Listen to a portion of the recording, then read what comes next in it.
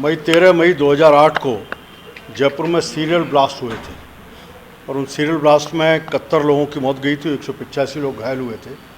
दुर्भाग्य से trial court ने उन सब लोगों को, 4 लोग मुलजिम थे, उनके चारों को फांसी दी और सरकार की लचर पैरवी के कारण माननीय उच्च न्यायालय ने उन सबको रिहा करने का काम किया। आज 15 साल उसको पूरे हो रहे हैं और 15 साल में उस पूरी घटना को लेकर के जो जनता का आक्रोश है, उस माननीय उच्च न्यायालय के फैसले के बाद और सरकार की लचर पैरवी और उनकी ढिलाई के कारण और ज़्यादा गुरुआ है। इस सारे विषय को लेकर के आगे की कार्य योजना, क्योंकि अभी तक एक घटना और हुई कि सरकार ने अभी तक इस विषय के ऊपर 1 महीने से अधिक समय माननीय उच्च न्यायालय का फैसला आने का हो चुका है। अभी तक सर्वोच्च न्यायालय में SLP विशेष अनुमति याचिका दायर नहीं की है, जबकि पीड़ित पक्षों के द्वारा, 2 पक्षों के द्वारा SLP दायर हो चुकी है। ये स्पष्ट रूप से बताता है कि राजस्थान सरकार की इस पूरे मामले में कहीं ना कहीं ढिलाई भी है उनकी। कहीं मैं कह सकता हूँ जिस प्रकार से लगातार उन्होंने अपने इस पूरे मामले को यहाँ तक पहुँचाने का काम किया है, इसमें ऐसा लगता है कि योजनाबद्ध तरीके से भी इस विषय को कैसे टाला जाए, इसका प्रयास होगा। मुख्यमंत्री जी अगर वास्तव में महंगाई राहत शिविर राहत देना चाहते थे तो देश का सबसे महंगा पेट्रोल डीजल राजस्थान में था, देश में सबसे महंगी बिजली राजस्थान में, आपके हाथ में थे दोनों विषय। आप उनको कर देते तो शायद लोगों को लगता है कि आप उसमें राहत देने का काम कर रहे हैं। तुरंत जैसे ही आपने महंगाई राहत शिविर शुरू किए, उसके 3 दिन बाद ही प्रत्येक बिजली के उपभोक्ता के ऊपर 45 पैसे का उसके ऊपर सरचार्ज और लगा दिया, लगा करके एक और मार करने का काम किया। इस सारे मामले में आप में ध्यान में आता है कि आप इतनी भीषण गर्मी में जब आम आदमी को राहत अगर आपको देनी थी तो आपके पास सबके आंकड़े उपलब्ध थे। आज अगर आप कहते हो कि हम लोगों को फूड पैकेट देने का काम करें और उसमें NFSA के नामों को लेने वाले हैं, तो NFSA के नाम आपके पास उपलब्ध हैं। आप कह रहे हो कि 100 यूनिट तक की बिजली मुफ्त देंगे, तो उसके नाम आपके पास उपलब्ध हैं। उन सबको सीधा का सीधा बिना किसी कैंप में, बिना परेशानी के आप लाकर राहत दे सकते थे।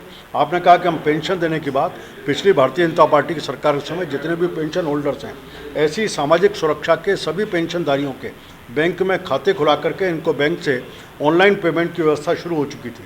आप उसको दे सकते थे, लेकिन आपका उद्देश्य कहीं ना कहीं लोगों को इस बात का एहसास कराना है कि आपका अधिकार है, लेकिन हम आपको एहसास करा के देने का काम करेंगे।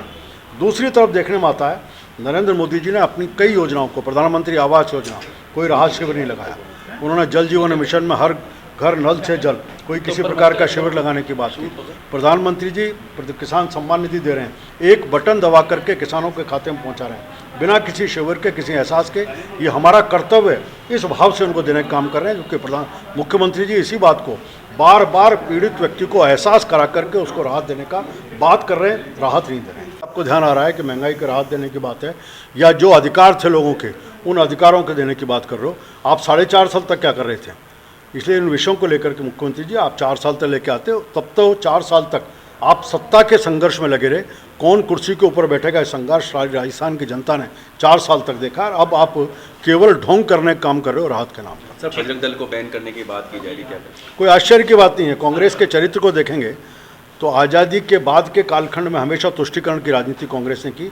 राष्ट्रीय स्वयंसेवक संघ के ऊपर 3 बार प्रतिबंध लगाया, अलग अलग आयोग बैठे, उन आयोगों ने उन सारे प्रतिबंधों को गलत माना, हटाना पड़ा। आज एक तरफ तो जो गैर राष्ट्रवादी संगठन है, आप मुस्लिम के साथ तो असम में समझौता करते हो, केरल में समझौता करते हो और उनके साथ अपनी सत्ता की राजनीति पहुंचाना चाहते हो।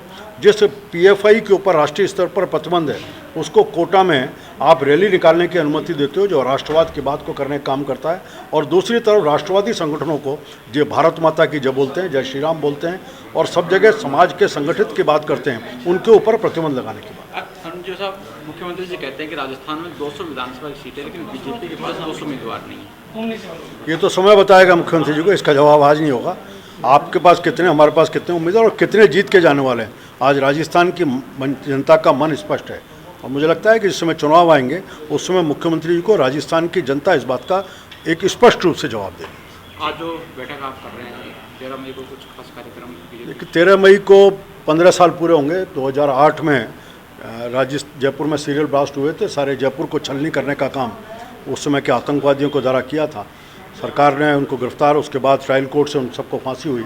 दुर्भाग्य से राजस्थान सरकार की लचर पैरवी के कारण से वो 5 मुलजिम रही, उनके दोषमुक्त करने का काम माननीय उच्च न्यायालय के द्वारा हुआ है। अभी तक सरकार के द्वारा उसके ऊपर SLP फाइल नहीं की, जो उसका लिमिटेशन का पीरियड उसका निकल गया है, जबकि 2 पीड़ित पक्ष कर चुके हैं। एक तरफ से स्पष्ट रूप से श्रद्धांजलि और 185 लोगों को हम अपनी ही तरफ से सहानुभूति प्रकट करने का काम 13 मई को करेंगे।